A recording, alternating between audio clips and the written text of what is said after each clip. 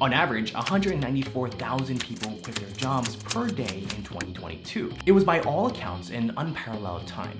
Workers had the upper hand and demanded better pay and rights. But now, it's all over. By April 2023, the number of job quits returned to the average rate prior to this era, marking the official end to it. So the big question is, why are Americans no longer quitting their jobs? First, psychology offers an explanation. It's called the self-fulfilling prophecy. Basically, it's a situation where someone's expectation about a particular situation causes that situation to come true. Like if enough people believe it's time to reduce their spending and then act on that belief, it becomes a self-fulfilling prophecy. So if enough people are worried and feel like something with the economy just isn't right, then actions based on that fear, like buying fewer stuff to save money, could worsen the economy. So is anything actually wrong with our economy? Although the US government has yet to declare an official recession, raising interest rates, failing banks, and the fact that one of our biggest trading partners, the European Union, officially entered a recession, aren't giving people the most confidence. 46% of Americans believe our economy is currently in a recession. 22% said they believe we'll be in a recession within the next year. So with almost 70% of Americans thinking or expecting that an economic disaster is on the horizon, workers and employers are starting to do some really strange things. Naturally, most workers remember the 2008 recession when 8.8 million people lost their jobs. Like, have you ever listened to the news when the economy wasn't doing great? They almost always reference the 2008 recession. So because workers are anticipating one and probably don't want to lose their jobs, they're expressing more loyalty to their current company, like staying late in the office or working on projects that they hate, all in hopes that their company will remain loyal to them when things get tough. They won't.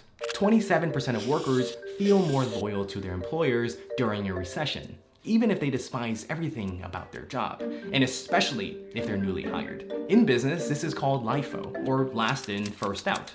Basically, it's a way companies select which employees to get rid of first, and generally, it's the newest hires. And employers are thinking in a similar way, maybe just a tad more pessimistic. 81% of business owners expect a recession this year. But what's interesting is that small and large businesses are reacting very differently. Small businesses know that people spend less during bad economic times, which means less money. And since labor costs can account for as much as 70% of total business cost, that'll be one of the first places they'll cut to avoid bankruptcy. Many small businesses already paused hiring, with job openings down 20% from just a year ago. But larger companies are more focused on something else, and that's making their shareholders happy by consistently showing profitable quarters, and they're not so much worried about bankruptcy. Big companies are getting ahead of the game by downsizing their staff now before the recession hits, because the last thing they want to tell their shareholders is, we acted too slowly because we didn't know a recession was coming, even though everyone and their grandma has been talking about one for months. At least 27 companies valued at over $10 billion, like PayPal, AT&T, and Equifax, already mentioned the positive impact on profits since they started laying people off. But here's where it gets really interesting. One of the main reasons workers used to jump to a different company so frequently is because of pay. It's common knowledge that if you switch jobs every few years, you would get a much larger pay jump with additional benefits than if you stayed with your current employer. But now, not so much. Let's say you're working as a marketing specialist with a salary of $65,000 per year. Pretty good.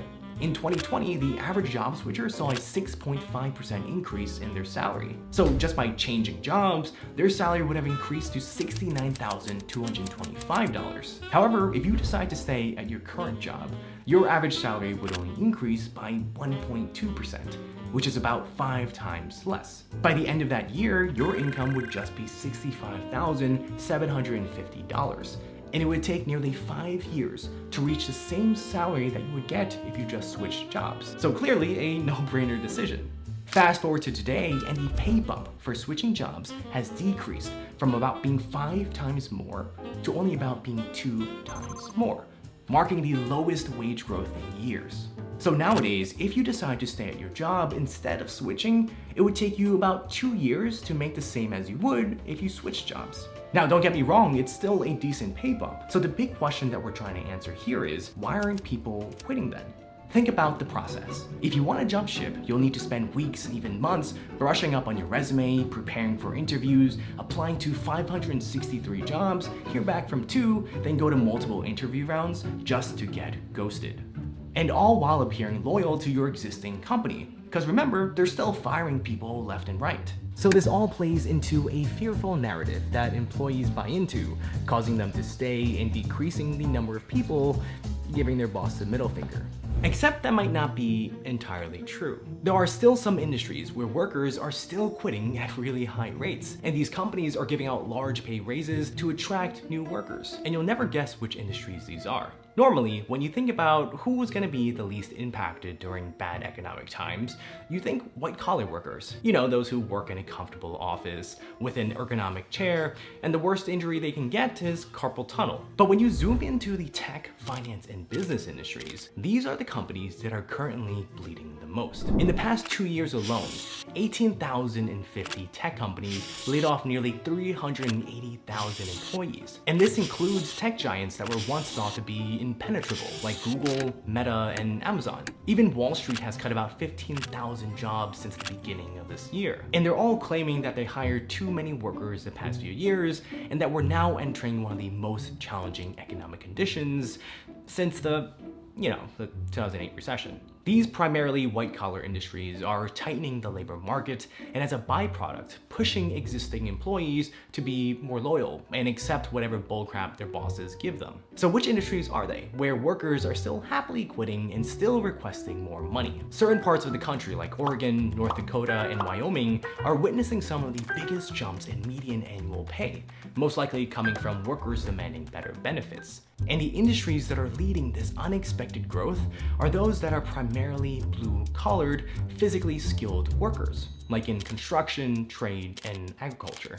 Then there's also blue-collar service workers such as healthcare, retail, transportation, and food production. But what is it about blue-collar workers that make them still so willing to quit and demand more benefits despite our national economy heading towards the dumpster? In 2023, Justin Lahart coined the term recession, which is when an economic downturn mostly impacts the wealthy and upper middle class rather than the lower class. Recessions typically involve tighter labor markets, stock market volatility, or currency issues.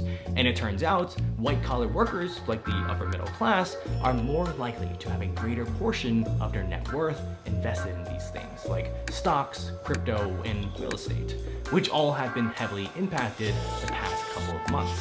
Meaning it's going to be much more difficult for them to cash out or borrow money against these investments, which negatively impact their wallets. Combined with the ongoing layoffs and tighter labor market, white-collar workers may feel poorer and more insecure about money than before, thus causing them to hold on to their jobs more tightly. But on the bright side, there will be fewer pictures of them posing next to their newest Lamborghini on Instagram. For better or worse, blue-collar workers don't typically invest a large chunk of their net worth into assets like stocks and real estate, so they probably don't feel as much of the impact. Plus, it also helps that predominantly blue-collared sectors like hospitality and leisure still have a greater demand for labor than the supply of it, allowing them to have more leverage to demand more money or quit. But unfortunately, blue-collar workers won't be in the clear for long. Naturally, the entire economy is connected. If white-collar workers continue to feel more poor without any reprieve, they'll reduce their demand for goods, decreasing economic activity, and further reducing the labor needs of employers, including those who are in predominantly blue-collar industries. We're at the tail end of a powerful but brief era